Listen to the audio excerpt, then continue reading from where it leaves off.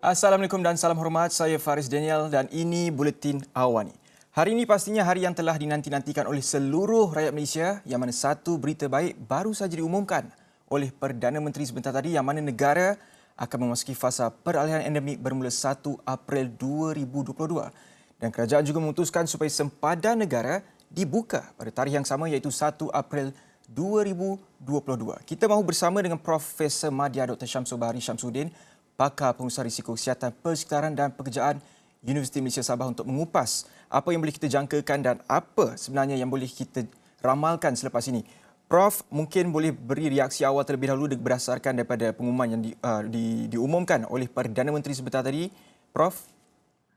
Baik, terima kasih Faris. Alhamdulillah, seperti yang mana diumumkan tadi oleh Perdana Menteri, bahawa pada awal April, iaitu pada 1 April, kita akan memasuki fasa endemik, iaitu ada banyak kelonggaran-kelonggaran SOP yang telah diberikan tadi. Jadi begitu juga dengan rentas sempadan negara, itu juga dibenarkan juga. Jadi saya minta kalau boleh kita semua menyokong, ini adalah satu peralihan yang amat positif, di dalam mana kita dalam usaha kita beralih daripada fasa pandemik kepada endemik. Jadi rakyat, syarikat-syarikat atau organisasi, peniaga-peniaga, malahan pemimpin-pemimpin juga harus melihat pembukaan sempadan negara dan juga kelonggaran daripada beberapa SOP yang telah dimaklumkan tadi, itu sebenarnya membuka peluang dan ruang kepada kita semua untuk mengimbangi semua aktiviti-aktiviti pemulihan ekonomi tanpa mengabaikan aspek-aspek keselamatan dan kesihatan awam negara. Farid. Prof, mungkin kita juga ingin fahami bagaimana dengan perayaan fasa endemik ini sendiri, kerana kita masih lagi perlu memakai pelitup muka dan juga penggunaan MySejahtera itu masih lagi wajibkan. Tapi bagaimana agaknya dengan reopening safely itu sendiri? Adakah Prof melihat dengan SOP-SOP serba sedikit yang dibentangkan oleh Perdana Menteri sebentar tadi mencukupi untuk kita melangkah masuk ke fasa endemik, Prof? Baik, di peringkat permulaan saya rasa ianya sudah mencukupi. Secara amnya kalau kita lihat pengumuman yang telah dibuat oleh Perdana Menteri tadi mencukupi dari segi kelonggaran-kelonggaran SOP, dan saya juga yakin bahawa Kementerian Kesihatan akan mengeluarkan SOP yang lebih perinci lagi, itu SOP-SOP yang lebih mudah dipahami oleh rakyat maupun komuniti berkaitan dengan kelonggaran-kelonggaran yang telah diberikan. Jadi kalau kita lihat tadi, ada beberapa kelonggaran yang telah diberikan, termasuklah solat berjemaah, tidak perlu dijarakkan. Jadi ini sebenarnya satu arah atau satu dimensi yang agak berbeza, di dalam mana kita beralih kepada fasa endemik. Seperti mana yang Faris beritahu tadi, penggunaan pelitup muka, vaksinasi itu masih lagi perlu kita laksanakan. SOP-SOP asas seperti pemakaian pelitup muka, penjarakan, vaksinasi tangan, ini masih lagi perlu kita laksanakan. Mungkin ini juga akan menjadi salah satu amalan norma baru yang kita perlu teruskan sehingga benar-benar kita dapat berada atau hidup bersama dengan COVID-19 ini. Farid. Prof, bermula 1 April ini Malaysia adalah destinasi terbuka dan boleh dikunjungi oleh semua rakyat dalam dunia ni. Dan kita kalau melihat kepada SOP yang perlu dipatuhi adalah bagi yang lengkap vaksin 2 dos, tiada keperluan untuk kuarantin dan hanya perlu saring RT-PCR 2 hari sebelum tiba ke Malaysia, dan juga dalam masa 24 jam sebaik tiba di KLIA ataupun di lapangan terbang di negara kita. Bagaimana Prof melihat SOP tersebut? Adakah negara kita ini benar-benar sudah bersedia dengan SOP yang disebutkan itu? Baik, seperti mana yang saya maklumkan tadi, Faris, ini adalah salah satu SOP yang saya rasa ianya sangat umum, yang sangat umum. Jadi pembukaan sempadan negara dan kelonggaran-kelonggaran SOP yang telah diumumkan oleh Perdana Menteri tadi, kita harus lihat atau masyarakat harus faham bahawa ianya perlu dilaksanakan secara berperingkat-peringkat.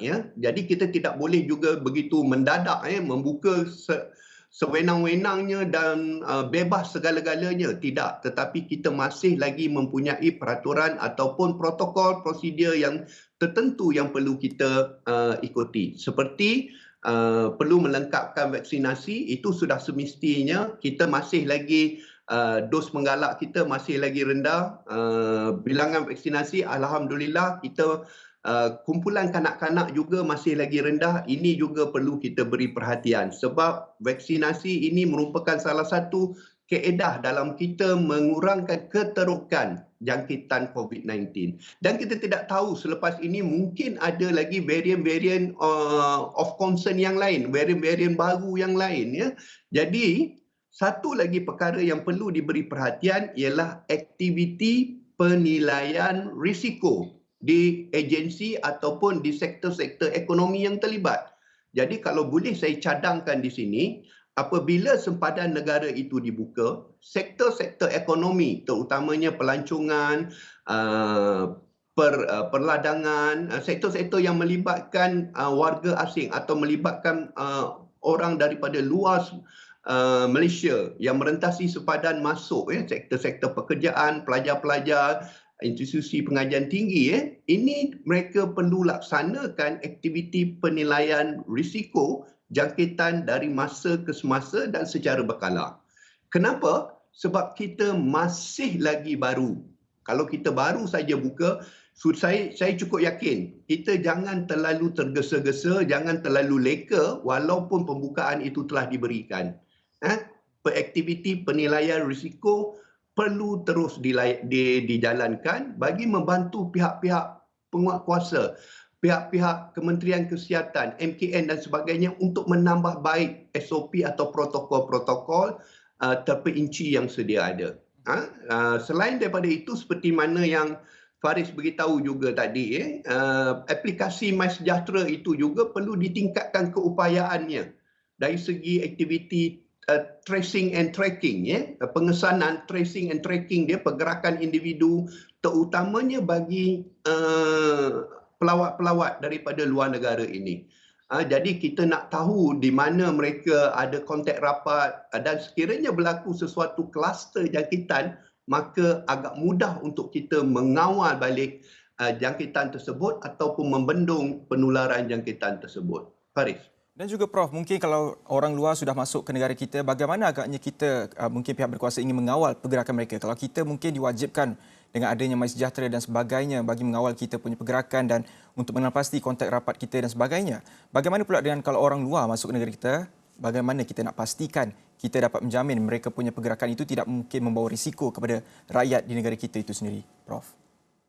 Inilah yang saya maksudkan tadi. Kita perlu tingkatkan keupayaan dari segi aplikasi MySejahtera itu dengan membuat auto detect, mungkin auto detection ataupun pengesanan secara otomatis bagi tracing and tracking activity, iaitu pergerakan individu tersebut. Jadi kita boleh pantau dan lihat dari segi pergerakan setiap individu yang masuk ke dalam Malaysia ini daripada pelawat-pelawat ini, ke mana mereka pergi, adakah dia memasuki kawasan yang panas, kluster yang mungkin terlalu banyak jangkitan di sana dan sebagainya. Dan sekiranya kita dapat mengesan perkara ini, macam saya katakan tadi, kita boleh buat langkah pembendungan ataupun kawalan dengan lebih baik. Jadi selain daripada itu, kita juga tidak mahu ada jangkitan COVID-19 kepada pelawat-pelawat ataupun pelancong asing ini. Jadi setiap individu yang masuk merentasi sempadan negara ini juga kalau boleh kita syorkan kepada mereka untuk mengambil insurans perubatan khusus seperti mana yang kita gunakan dalam gelembung travel gelembung Langkawi, di mana setiap pelancong ataupun pelawat yang ingin memasuki Langkawi itu perlu mengambil insurans khusus bagi rawatan COVID-19. Ini penting sebab negara dalam proses pemulihan ekonomi. Kita tidak mahu banyak wang negara dihabiskan dalam kos rawatan dan sebagainya. Jadi kita perlu memastikan juga individu-individu atau pelawat yang keluar masuk ke dalam negara ini sudah dilengkapi dengan insurans yang berkaitan dengan rawatan COVID-19 ini. Dan akhir sekali, kalau kita nak tengok jumlah kemasukan maksima pekerja atau pelawat ini juga perlu diberi perhatian. Kita tidak boleh buka seluas-luasnya tanpa menetapkan limit bilangan kemasukan. Jadi kita mungkin juga boleh pertimbangkan dengan meletakkan satu nilai maksima pelawat pekerja asing daripada sesebuah kawasan tumpuan ataupun di sebuah kawasan yang ingin mereka hendak pergi. Jadi kita tidak mahu akibat daripada jumlah pelawat atau pekerja-pekerja asing ini yang masuk terlalu ramai ini akan menimbulkan kesesakan dan faktor penjarakan mungkin boleh diabaikan. Terutamanya bagi aktiviti-aktiviti tempat kerja. Kita cukup yakin bahawa saya amat yakin bahawa kalau kita lihat di industri-industri di kluster-kluster tempat kerja sebelum ini, banyak pekerja-pekerja asing ditempatkan di dalam satu tempat yang agak sempit dan biasanya mereka ini berkumpul dengan amount ataupun dalam kuantiti yang agak ramai. Ini juga perlu dikawal, pemantauan perlu dilaksanakan dengan secara berterusan. Farid. Terima kasih Prof atas perkongsian tersebut. Itu dia tadi Profesor Madya Dr. Syamsul Bahari Syamsuddin. Beliau merupakan pakar pengurusan risiko kesihatan persekitaran dan pekerjaan daripada Universiti Malaysia Sabah yang berkongsikan apa jangkaan kita selepas ini sebaik saja sempadan negara mula dibuka seawal 1 April tahun ini.